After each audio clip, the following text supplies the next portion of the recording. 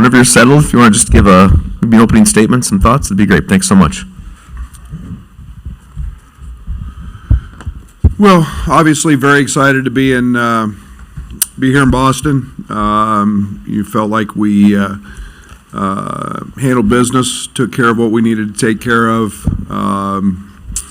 in Omaha.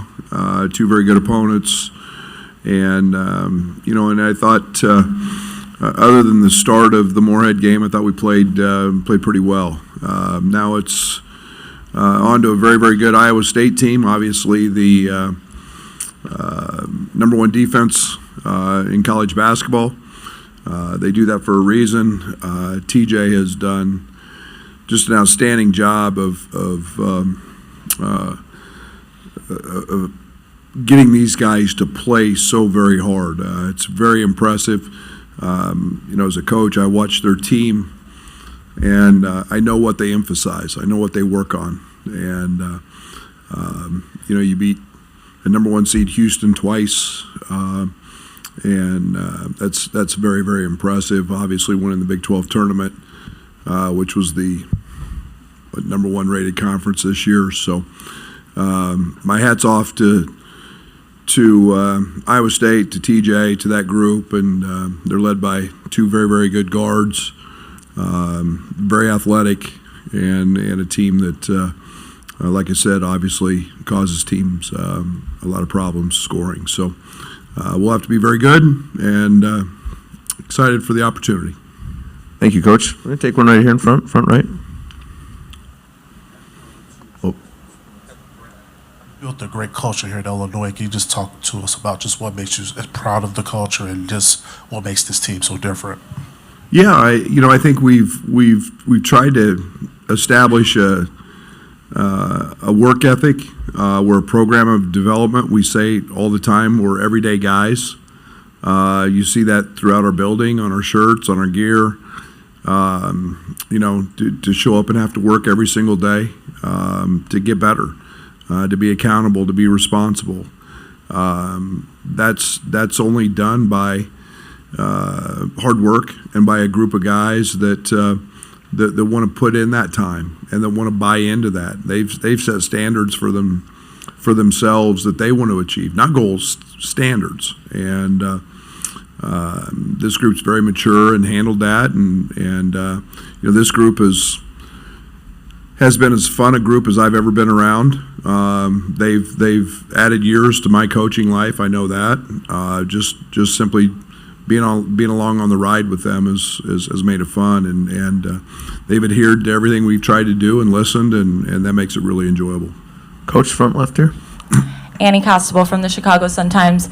Brad, as more eyes are pulled to your team during this run, do you see any issue with your leading scorer, who is a representation of this team and this university, not being available to the media?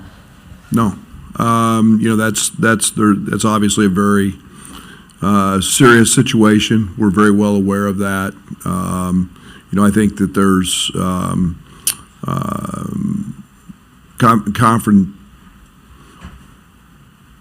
I think there's communication that he has to have with his legal counsel and so on and so forth to be aware of what's in his best interest in moving forward. So, and we're going to adhere to that. And the university's put out, their statements on those situations, and we're going to adhere to all of that, and we're going to play basketball and do it to the best of our ability and keep trying to win games. Coach, right here in the middle. Derek Piper, Atlanta Inquirer. Coach, as you know, number one offense against the number one defense. What do you guys have to do against them to make sure that clash of strengths goes to your advantage? Well, they're very good. They're going to play exceptionally hard. I'm not oblivious to think that we won't turn the ball over a few times. You've got to be very decisive in your decisions. You've got to be ball tough. You got two guys in their guards that do a great job of raking, taking it out of your hands. They're in constant rotation. You can't do the same thing every time. They'll sit on it after a time or two. So, and then you've got to try to avoid the pick sixes. Take the 5-second count if you're in trouble. Punt it 24 rows up into the stands. Just don't jump up in the air and throw it and let them get an uncontested layup that we can't defend on our end. So they're good, and then we've got to we've just got to be decisive in our decision making. Just right behind him there, Coach. Brazil and New York Post. Brett, what was your reaction to the accusations, and then your reaction to the court proceedings that allowed Terrence to come back? Yeah, I mean, I've said it many times. I'm a college basketball coach, and when we found out, it was our athletic director, Josh Whitman, informed me. Then it was to a decision that was made by the university, and then obviously taken to the courts. And I've said all along I was going to coach the guys I had in the locker room. I was going to be the best supporter of those guys that I coach every day, and we had to find a way to flourish through those tough times. And then when he came back and joined us, he was a part of our team again. He's always been a great teammate, and so we got him back, and here we sit today. Coach, right here in the middle. Hi, Coach. Marley Weirdo with 7 News in Boston. Good to see you again. Thank you. I think part of the novelty of the tournament is getting to, see your path, find out where you might be playing, what cities you get to go to. What's the excitement of playing in Boston, playing in a city like this where it's known for sports and being as iconic as it is, and also getting to play on the Sweet 16 stage? Well, I think there's a lot of things to that question.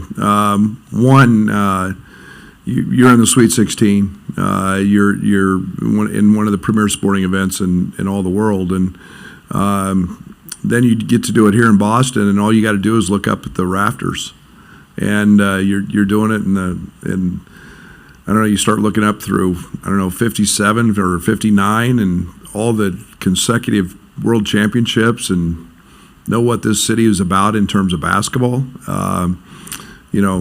Larry Bird and Red Auerbach and Bill Russell, and you just, John Havlicek, you just keep going right on down the list, and those are all names that are synonymous with the greats, and so it's great that it's here in Boston. It's in this iconic building and place, and it coincides with the fact the Celtics are really good again this year, but we're doing it in the Sweet 16, and so really excited about all that.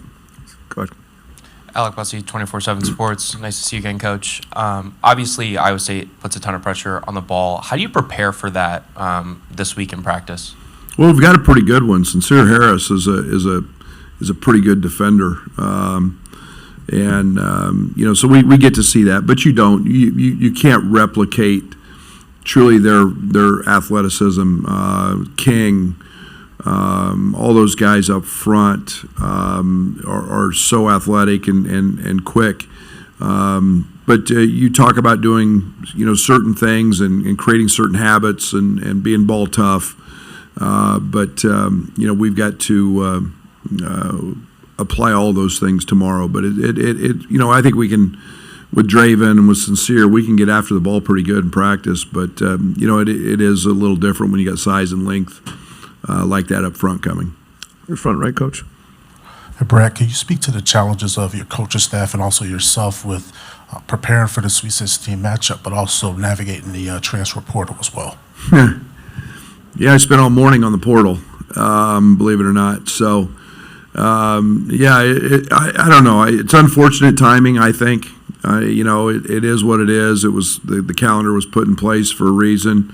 I spent late into last night again on Iowa State and got up early this morning and prepped for practice and our workout today, and then had to work on the portal. And we know what we're losing. In terms of guys eligibility wise, and so you're out making those calls, and there's no rest in that. It's when the season's over, it gets amped up even more. I mean, there's no downtime. It is crank it up. So our staff's working hard at that. We're paying attention daily to what's going on in the portal, and if you're not, you're probably falling behind. Are you in the middle, Coach? Brad, on the note of the portal, you brought in transfers and they've had a lot of success. Guys, this year, Alfonso Plummer on the Big Ten title team. Why do you think it is that you've been able to get the most out of those guys? What is it about Illinois as a program that allows them to play their best basketball? I think we've been really honest with them. I don't think we've tried to identify. I think we've tried very hard to identify high character guys that fit. I think we've tried to find out guys that have specific needs to what we're looking for. And then it's been a great match. It's been a marriage that's worked both ways. And I think when you're honest with guys, you're not telling them you're going to make them a lottery pick, or when they're coming from wherever. You're honest with them and tell them how they fit and what the pieces are. There's no surprises. And so it's we've got a great situation. We've had success. And I think that there are people out there who want to be a part of that. Time for two more with Pete here. Brad, Pete Thamel from ESPN. Charlie Baker, the NCAA president, came out this morning advocating against prop betting on individual players in college athletics games, and said they were going to move forward to try to make that illegal. I'm wondering, as a coach, if that's something you'd support. 100%. We have competitive integrity, and I think that's the one thing that we can never jeopardize. I think in the Big Ten we've been very, very proactive in terms of putting out an injury report before games to help protect student athletes and coaches, and I'm a big fan of that. I would hate to see the day where nobody jumps for the jump ball because of a prop bet, and to me that's the greatness of college athletics is the competitive integrity that we have, and we should be able to keep that. We're here to the right, Coach. Matt Rybeltowski with Forbes Sports Money. Based on your comments there on integrity, how serious are point-shaving allegations across the sport? And in light of the Temple investigation, did that set off red flags for you and other coaches in the community there when that report came out a few weeks ago? Well, I think you'd be buried in a hole if you weren't paying attention to what goes on. I think that speaking personally, we've got a athletic administration has educated, worked as hard as they can work in helping us as coaches educate our student athletes on it. I think that it's real in terms of it's something that if you don't address it, shame on you. I think that's all we can do is keep talking about it, keep trying to educate our student athletes on what's out there and what's surrounding them. But I know personally we do an incredible job of talking to our student athletes about all those experiences, and you hate to hear when it happens, but again, we're going to do everything at the University of Illinois we can do to try to educate our people about it.